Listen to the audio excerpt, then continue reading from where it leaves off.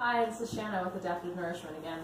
Tonight we are going to do something really quick and easy because it's last minute and we've both been working a lot today and it is now 6:30 and we haven't made anything for the kids yet. So we're going to do super nachos, which is super easy. I've already preheated the oven, or it's preheating to 350, and I've got two different types of chips that we both really like, which is Trader Joe's Quinoa and black bean tortilla chips, and then the Veggie and Flaxseed tortilla chips. I'll put a link on the video for both of these.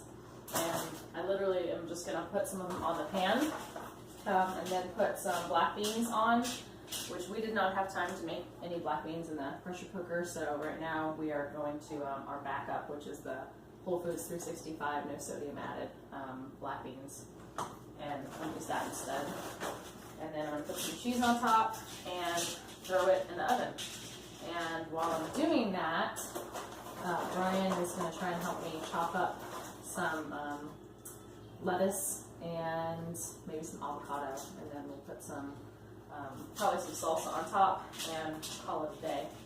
So as you can see, this is taking me what, a minute, maybe two, just to spread them around.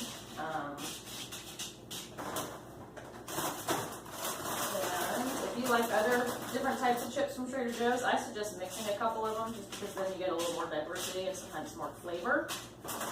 And we're dog sitting this weekend through Rover because my daughter wanted to do that as part of her entrepreneurial spirit. So this is one of the dogs we were watching this weekend who was watching me cook.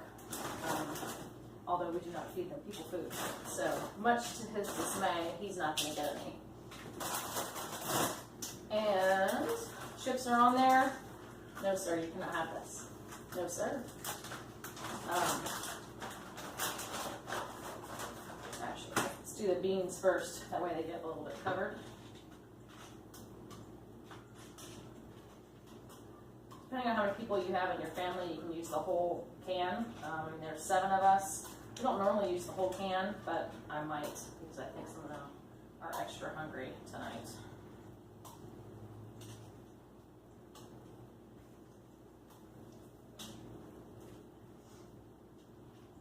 All right, beans, cheese, sprinkle a bunch of that on there.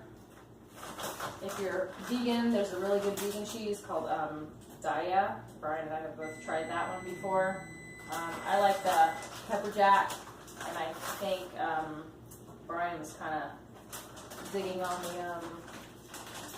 the almost like the Mexican cheese blend, or the regular blend, I think is what they call it. It looks like it's jack and cheddar together. So try that if you are vegan, because it will work just as well, and it melts pretty good.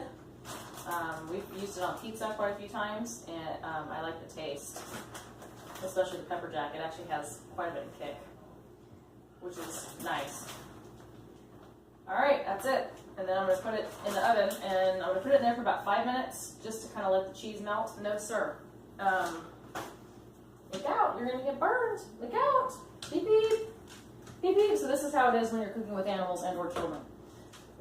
And we have a baking stone, so we put it in the top oven usually when we're doing that. And then I'm just going to set the timer for 5 minutes. And we're going to chop up some of the stuff for the top and then top it. And that's about it. It took me, what, 3 minutes maybe? Done and done. Have a good night. Thank you.